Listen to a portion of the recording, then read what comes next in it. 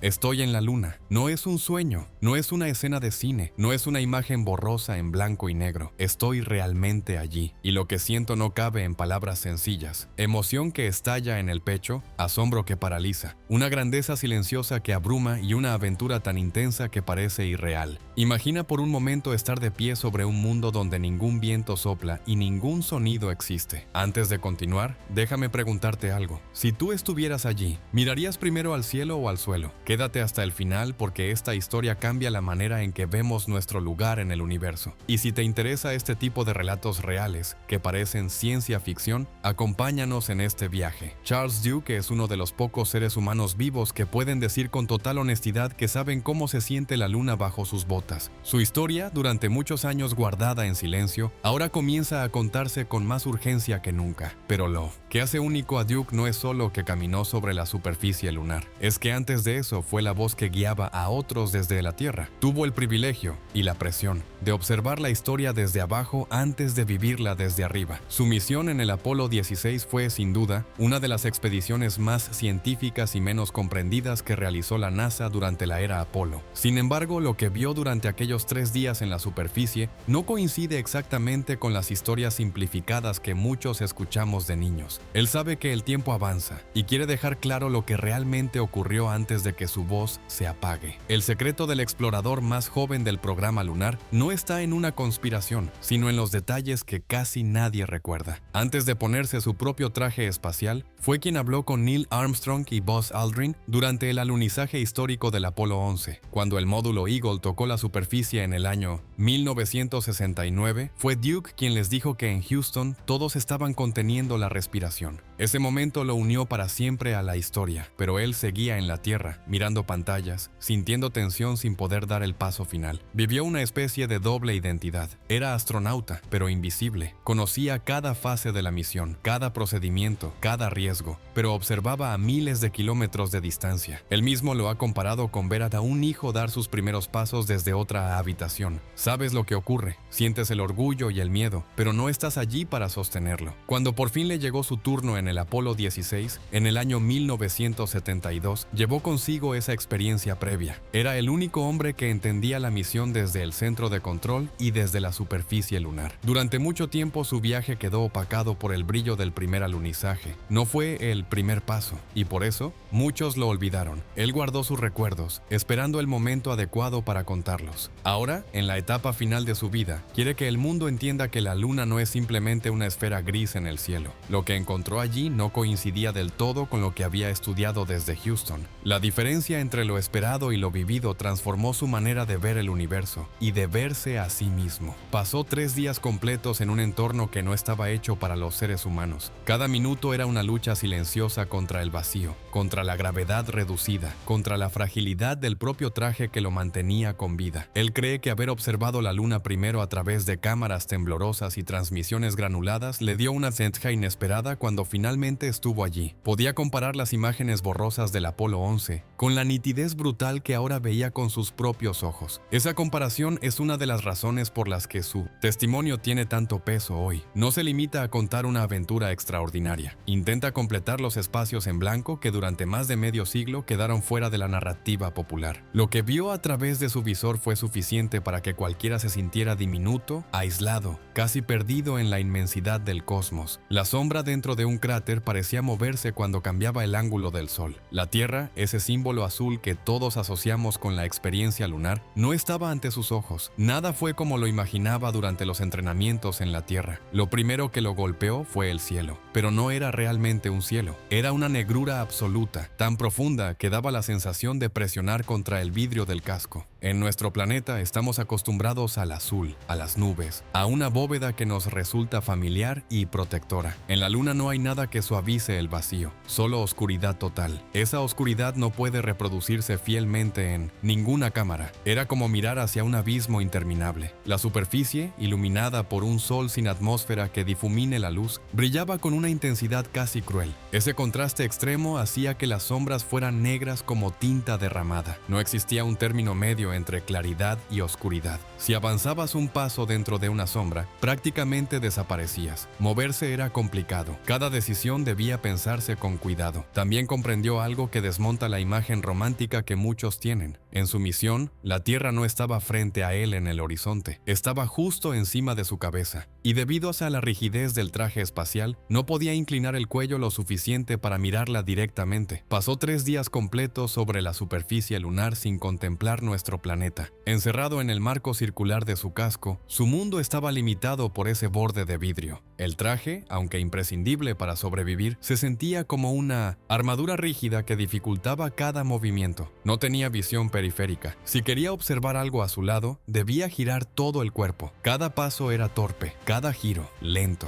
La luna no era un paseo relajado ni una caminata ligera como algunos imaginan. Era un lugar de extremos donde la mente humana luchaba por adaptarse. Cada mirada le recordaba que estaba en un sitio donde la vida humana no pertenece. Y sin embargo, había una belleza estremecedora en esa desolación. Una belleza fría, silenciosa, tan pura que aceleraba el corazón. El silencio era tan total que parecía tener peso propio. Muchas personas recuerdan banderas y huellas, pero el Apolo 16 fue ante todo una misión de trabajo científico intenso. Duke y su compañero John Young permanecieron 71 horas en la superficie, casi 3 días enteros. Su objetivo no era solo plantar símbolos, sino comprender el origen del satélite. Instalaron un telescopio ultravioleta, la primera vez que un instrumento así se colocaba en otro mundo para observar las estrellas sin la interferencia de la atmósfera terrestre. Gracias a ello, los científicos obtuvieron datos imposibles de capturar desde la Tierra. También condujeron el vehículo lunar a lo largo de aproximadamente 16 millas, atravesando colinas y cráteres para recolectar muestras en puntos estratégicos. Al final reunieron más de 200 libras de rocas lunares. Algunas siguen siendo analizadas por investigadores que ni siquiera habían nacido cuando él caminó allí en 1972. Utilizaron herramientas como espectrómetros y dispositivos de rayos X para determinar la composición del suelo, identificando hierro y otros elementos que ayudaron a comprender cómo se formó la luna. Incluso en medio del trabajo riguroso, buscaron un instante de ligereza. Intentaron una especie de olimpiada lunar, saltando para experimentar la gravedad reducida, apenas una sexta parte de la terrestre. En uno de esos saltos, Duke se impulsó con demasiada fuerza y cayó de espaldas. Fue un momento peligroso. Si el sistema de soporte vital se hubiera dañado, la situación habría sido crítica. Él lo recuerda como un error imprudente, pero también como un recordatorio de que el riesgo estaba presente en cada segundo. A pesar del peligro, los resultados científicos de esa misión fueron de los más valiosos de todo el programa Apolo. Y sin embargo, muchas veces quedan en segundo plano frente al impacto simbólico del primer alunizaje. Duke quiere que se entienda que no estaban simplemente paseando. Estaban recuperando piezas de un rompecabezas cósmico que aún hoy seguimos tratando de completar. Con el paso del tiempo, su misión adoptó un nuevo propósito. Ahora, a sus 89 años, Charles Duke no solo es un antiguo explorador, se ha convertido en defensor de la verdad. En las últimas décadas han surgido voces que niegan que el ser humano haya llegado a la luna. Para él, esas afirmaciones no son simples opiniones equivocadas, sino una falta de respeto hacia el riesgo y el sacrificio que implicó cada lanzamiento. Ha escuchado a personas decirle directamente que todo fue un montaje. No responde con enojo, responde con memoria. Habla del calor del sol golpeando su traje blanco, del polvo fino que se adhería a cada pliegue, de la dificultad de sellar compartimentos porque ese polvo era abrasivo como vidrio pulverizado. Recuerda las aproximadamente 800 libras de rocas traídas por distintas misiones Apolo, almacenadas en laboratorios alrededor del mundo. Esas rocas tienen composiciones imposibles de falsificar en un estudio cinematográfico. Tienen huellas químicas que cuentan la historia de impactos antiguos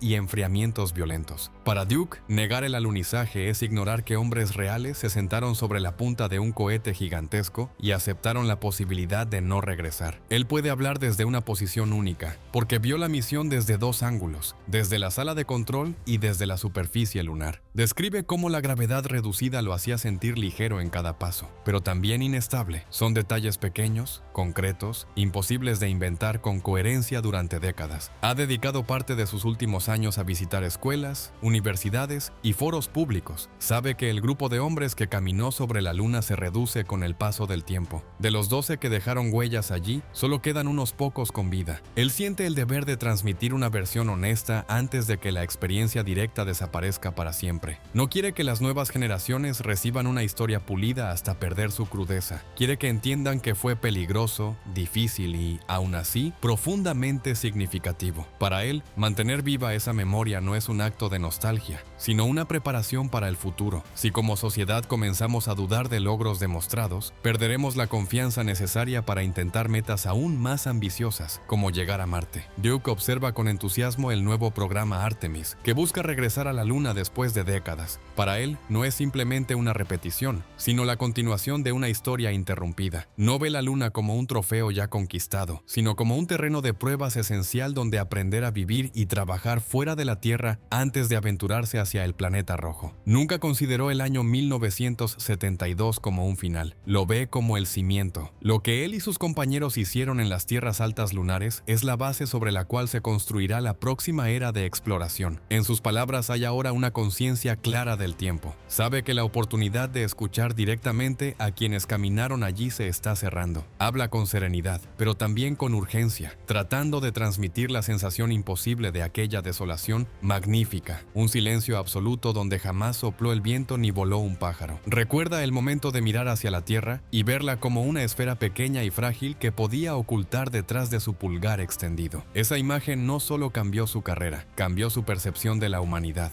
Las fronteras, los conflictos y las diferencias parecían insignificantes frente a la delicadeza visible de nuestro planeta. Sus huellas aún permanecen intactas en el polvo lunar, porque allí no hay atmósfera, ni lluvia, ni viento que las borre. Probablemente continuarán marcando esa superficie durante millones de años. Son un testimonio silencioso de lo que los seres humanos pueden lograr cuando combinan valentía, ciencia y cooperación. Duke desea que quienes regresen algún día sientan la misma conexión profunda con el universo. Quiere que comprendan que aquellas huellas no son solo marcas físicas, sino señales de un comienzo. Su viaje, ocurrido hace más de medio siglo, fue apenas el primer paso de una aventura mucho más extensa. Y ahora la pregunta queda en el aire. ¿Deberíamos permanecer más tiempo en la Luna para aprender a vivir allí o avanzar directamente hacia Marte? ¿Crees que las nuevas misiones tendrán un impacto tan profundo como el programa Apolo? Si esta historia te hizo ver la exploración espacial con otros ojos, acompáñanos en el próximo relato.